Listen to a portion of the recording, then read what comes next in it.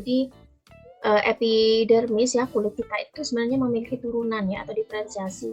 Yang pertama adalah kelenjar lemak, kelenjar keringat, kelenjar susu, rambut, dan juga sudah 4 ini aja. Ini pada manusia, turunan epidermis pada manusia ada 4, lemak, keringat, susu, dan rambut. Maaf, kalau 5-10 ini pada hewan ya. Bulu itu terdapat pada ayam. Jadi kalau kalau bulu ya, kalau bulu itu kan misalkan pada ayam ya, jadi ini memiliki nah seperti ini ya, ini adalah bulu. Nah kalau pada ayam kan seperti ini ya, jadi memiliki batang. Nah rambutnya itu adalah yang ada di sini, ini adalah rambut dari rambut dari ayam yang ini ya. Nah ini ada batangnya, batangnya ya, batang dari bulu, kemudian batangnya itu baru menancap ke kulit. Nah tetapi kalau rambut ini kan begini ya, rambut ini susunan epidermis kita, kemudian langsung ya. Nah, tanpa adanya batang ya. Jadi rambut itu adalah istilah turunan dermis yang terdapat pada manusia dan juga pada hewan ya. Tetapi maaf ya, pada manusia ya kita. Nah, kemudian kucing ya, kucing itu rambut, manusia juga rambut ya. Kalau bulu itu biasanya pada unggas yang memiliki sayap ya. Ayam, bebek itu adalah bulu ya. Tanduk rusa rangga, cakar, kuku, sisik, tanduk pada penyu, kelenjar lendir ya yang terdapat pada ikan dan juga amfibi ya. Saat Anda mau masak ikan ya, yang Anda cuci ada lendir-lendirnya, itu juga turunan dari dermis ya. Kelenjar bau ya, bukan bau pada manusia ya.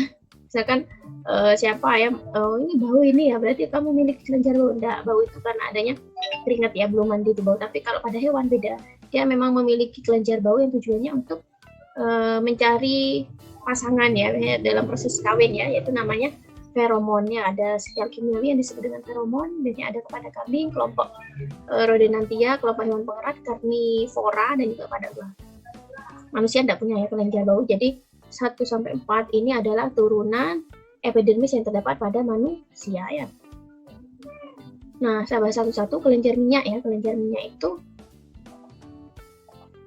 atau disebut dengan sebaceous gland ya. Jadi kalau kelenjar minyak itu adanya pasti pada ya, jadi nyambung pada folikel rambut ya, sebaceous. Nah ini ya, ini secara anatomi ini adalah sel-sel penyusun kelenjar minyak ya. Jadi kelenjar itu umumnya adalah berupa sel-sel epitel ya, ini adalah epitel, ini juga epitel ya. Rambut kita itu rambutnya kan ini ya, yang warna hitam itu protein. Nah ini juga, ini batang rambut, tetapi di pinggir-pinggirnya rambut ini itu adalah sel-selnya ya, sel-sel epitel atau penyusun folikel rambut ya. Karena minyak itu fungsinya adalah untuk mensekresikan cairan minyak, sehingga pada kelenjar ini lapisan atau jaringan yang utama itu adalah jaringan epitel. Sesuai dengan fungsi dari epitel, fungsinya adalah untuk mensekresikan zat ya. Kemudian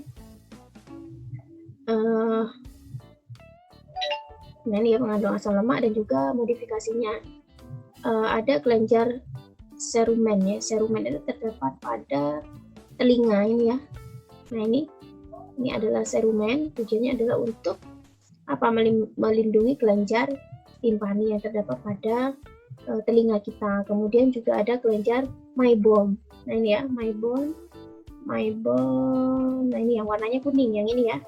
Nah ini terdapat pada mata. Fungsinya adalah untuk melumas kornea ya, agar tidak kering korneanya ya. Nah itu ya, beberapa fungsi dari kelenjar minyak dan juga tempat pada organ-organ tertentu. Kelenjar keringat. Nah kelenjar keringat, nah jangan lupa kelenjar minyak dan kelenjar keringat ini adanya hanya pada kulit tipis. Semua permukaan kulit kecuali telapak tangan dan telapak kaki. Ya. Nah kalau pada kelenjar keringat, nah kelenjar keringat di sini kelenjarnya itu berpisah ya dengan rambut ya. Nah ini pori-pori dari kelenjar keringat. Nah ini keringatnya ya, keringat disekresikan melalui kelenjar keringat. Nah kalau secara anatomi kelenjar keringat itu ada 2 macam ya, ada ekskrin dan juga ada apokrin ya. Nah kalau ekskrin dia itu berdiri sendiri ya, tertanam di jaringan kulit pada lapisan dermis, kemudian langsung disekresikan ke permukaan tubuh ya. Nah, apa fungsinya keringat? Keringat itu selain untuk menjaga pH ya, menjaga pH kulit agar normal ya. Keringat itu kan asam ya. Nah, dengan kondisi pH yang asam itu dapat mengurangi pertumbuhan mikroba patogen yang terdapat pada kulit ya. Karena sebagian besar patogen itu dapat mati jika pH-nya itu atau kadar pH-nya itu asam. Kemudian kelenjar keringat yang apokrin. Nah, ini ya.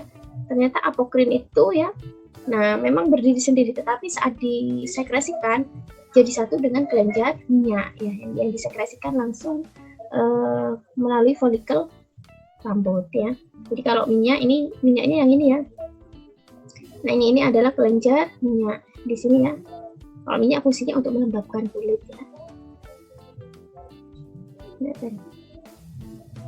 Nah, yang ketiga adalah kelenjar susu. Nah, kita tahu bahwa ini adalah jaringan otot kita ya.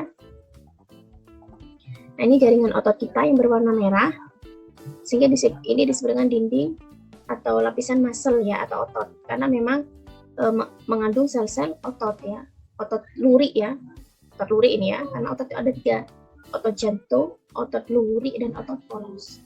Kalau otot polos itu adanya di organ dalam seperti usus ya, pembuluh darah. Tapi kalau pada ini namanya otot akar ya.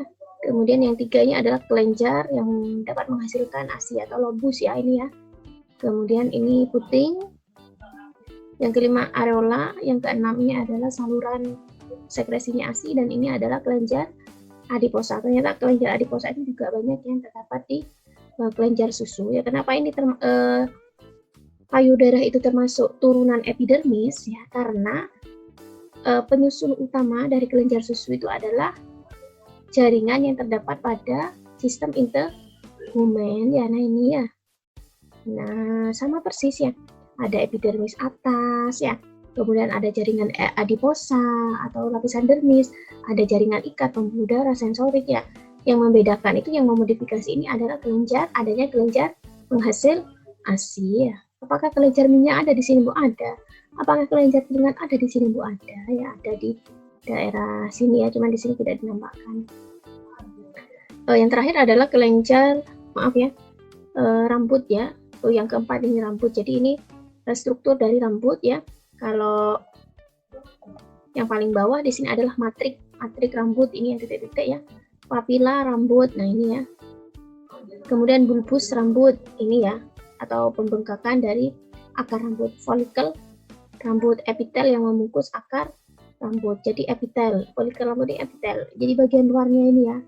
Nah, akar rambut, nah sampai seterusnya. Jadi dari batang rambut ini ya, batang rambut. Nah, sampai sini.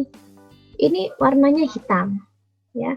Warnanya itu hitam seperti yang kita lihat ya saat kita megang rambut, itu adalah folikel, itu adalah akar rambut sampai batang rambut. Nah, yang berada di antara rambut, folikelnya itu adalah sel-selnya, sehingga orang yang misalkan ya pada kasus-kasus kriminal ya, biasanya kan seseorang ya tidak diketahui identitasnya, kemudian dilakukan analisis PCR sehingga akan diketahui dengan cara mengambil rambutnya ya. Jangan lupa saat mengambil rambut itu, pangkal atau matrik rambutnya itu kan pasti ikut gitu kan ya. Nah, karena di akar rambut itu masih ada sel-selnya, dan sel-sel itu mengandung DNA.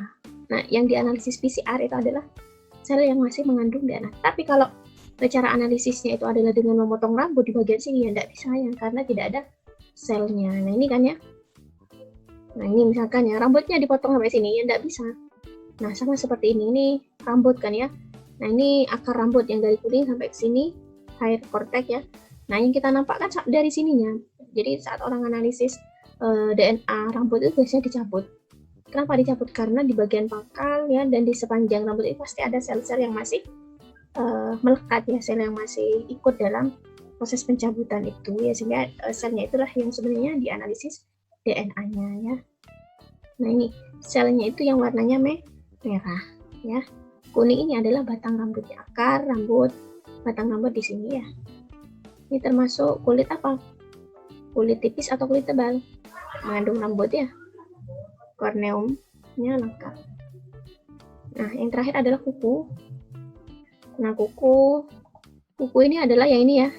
Ini adalah bukan sel ya. Kalau kukunya itu bukan sel, sama seperti rambut. Kalau rambut sudah tumbuh di bagian atas ya. Nah ini ya. Nah ini namanya bukan sel tapi protein ya, protein keratin. Begitu juga pada kuku kita. Kuku kita yang nampak itu adalah protein, bukan sel. Ya, namanya adalah protein keratin ya. Bagian terminal lapisan tanduk dari yang menebal ya. Ini adalah akar ya, akar dari kuku ya. Jadi kuku juga bisa dianalisis DNA-nya, tetapi diusahakan dicabut. Sebenarnya ngambil kukunya saja atau ngambil yang tadi saya jelaskan itu rambut ya digunting bisa, cuman prosesnya itu lebih lama, tidak efisien ya untuk analisis suatu DNA agar diketahui identitasnya secara lengkap ya. Jadi ada orang yang terkena infeksi ya, infeksi pada kukunya, tumbuh jamur misalkan ya. Nah, kenapa kok jamur bisa tumbuh pada kuku? Karena kuku ini juga salah satu sumber nutrisi bagi mikroba atau bagi bagi jamur ya, karena mengandung protein yang disebut dengan keratin. Mungkin itu saja yang bisa saya jelaskan. Ini rangkumannya. Jadi fungsi kulit yaitu sebagai pelindung terhadap rangsangan mekanik, termis ya, invasi rangsangan mekanik, rangsangan termis atau rangsangan suhu ya. Karena di sana juga ada reseptor. Invasi mikroorganisme, karena kulit juga bisa menghasilkan kelenjar keringat yang bisa menjaga pH kulit tetap normal atau asam ya. Kemudian melindungi dari sinar matahari karena kulit mengandung sel-sel melanin yang bisa memproduksi pigmen, mengatur suhu tubuh dan mempertahankan keseimbangan cairan ya dengan cara sekresi keringat. Keringat kan kandungannya banyak ya, ada NaCl, urea juga, itu juga salah satu proses dalam mempertahankan keseimbangan cairan atau homeostasis. Ekskresi. Nah, jadi kelebihan urea juga bisa dikeluarkan melalui keringat. Kemudian respirasi ya, pernafasan. Kemudian mengubah bakal vitamin D ya. Jadi ini vitamin D3 itu adalah turunan dari kolesterol, maksudnya ya, bakal vitamin D itu adalah turunan kolesterol yang berada di kulit.